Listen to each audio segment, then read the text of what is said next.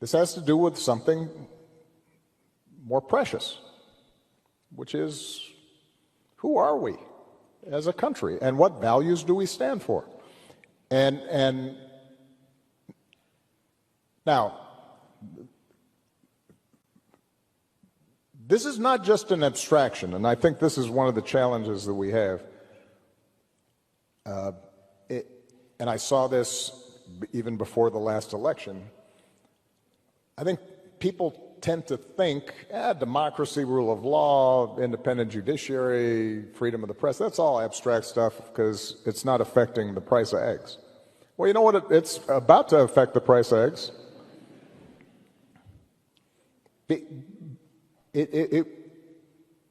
One of the things that has distinguished us in the past has been this basic idea that we are a rules-based society. What that means is that, you know what, I can support one candidate instead of another, and I don't have to worry that the police are going to come harass me or my customers. That's what happens in other places. That's what happens in Russia.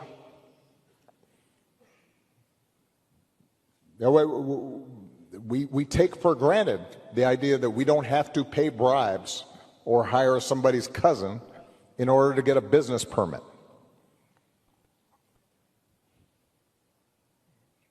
That's how we built the economy we did. That's why this place worked. It is up to all of us to fix this. It's not going to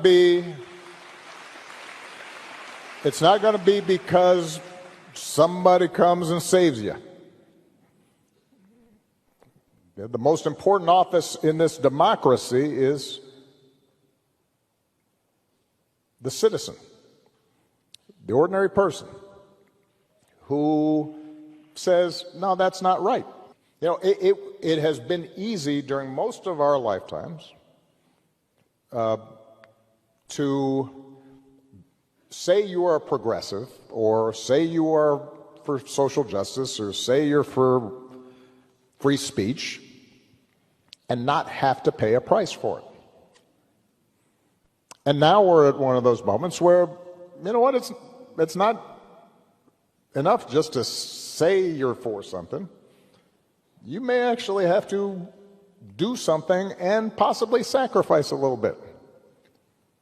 So, yeah, if you're a law firm being threatened, you might have to say, okay, we will lose some business because we're going to stand for a principle.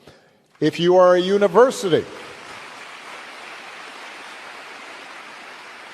you may have to say, figure out, are we in fact doing things right? Have we in fact violated our own values, our own code, violated the law in some fashion? If not, and you're just being intimidated, well, you should be able to say, well, that's why we got this big endowment.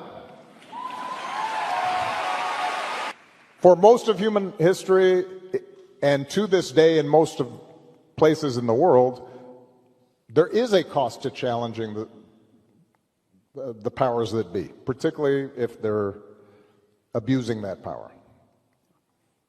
And this idea, and I've noticed this among some wealthier folks who, you know, after George Floyd, they were right there, and a bunch of companies were talking about how they cared about diversity and they wanted to do this and they were all for that, and they are mute right now.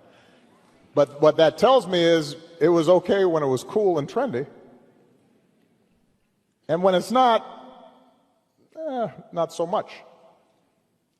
And that, I think, is what we have to, each of us has to examine in our own hearts. Is all right, we say we're for equality. Are we willing to fight for it? Are we going to risk something for it? We say that we're for rule of law. Are we going to stick to that when it's tough, not when it's easy? We believe in freedom of speech. Do we stand up for freedom of speech when the other person talking is saying stuff that infuriates us and is wrong and hurtful? Do we still believe in it?